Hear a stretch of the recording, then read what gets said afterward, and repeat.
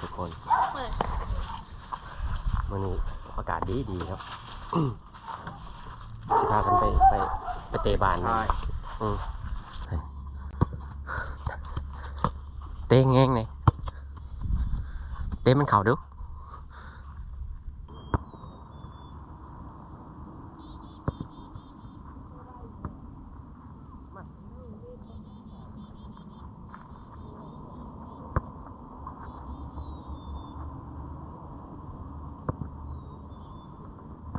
เมือง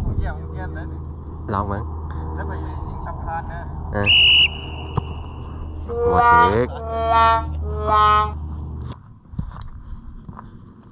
คิดเห็นอยู่บ้านเฮาเนาะญาติกันได้เดินเตะบานนี่กันเนาะ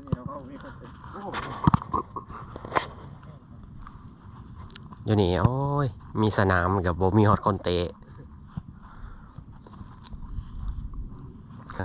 ถึกว่ะ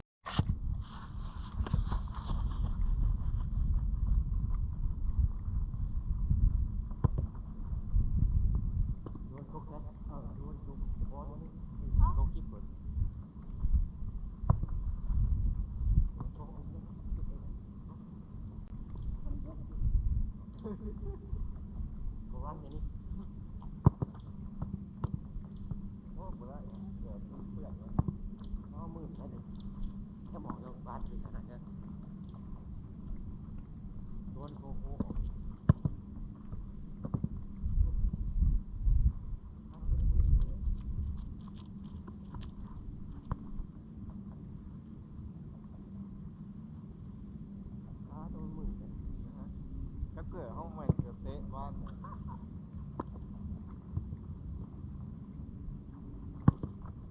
นี่มันเกือบเตะบ้านเนี่ย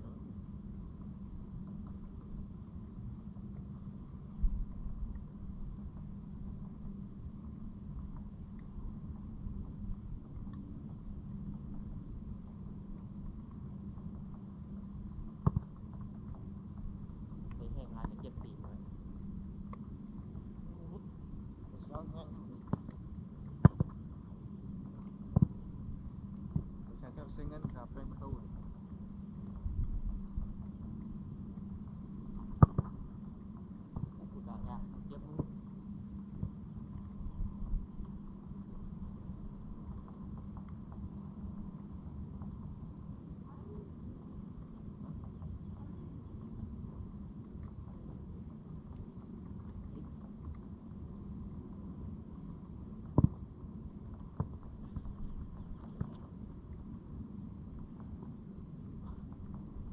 ยิงโด่งแล้วเนาะเด็กยิงโด่งอ่ะนั่นนี่มันเจ็บอยู่นั่นนี่มันเจ็บดี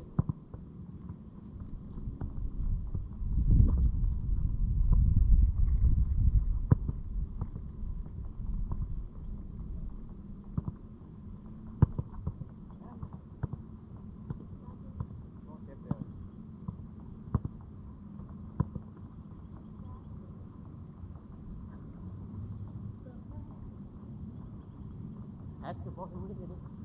No. No. What?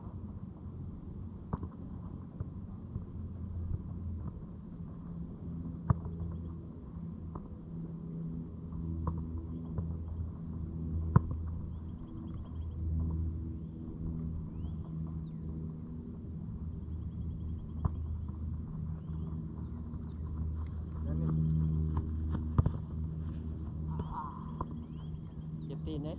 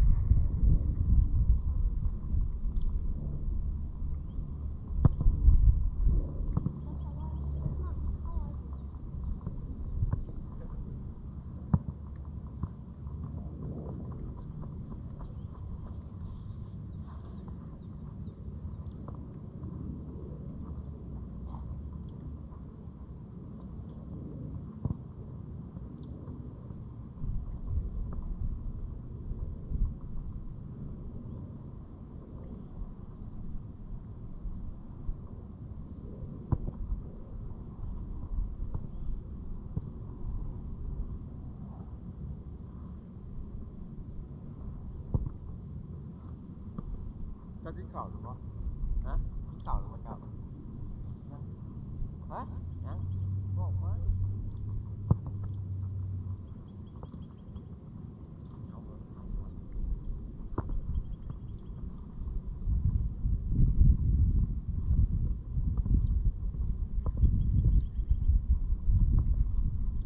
นั่นนี่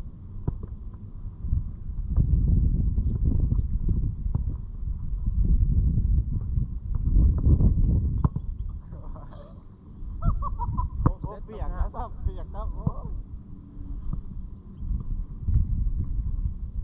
เอาเย็นเย็น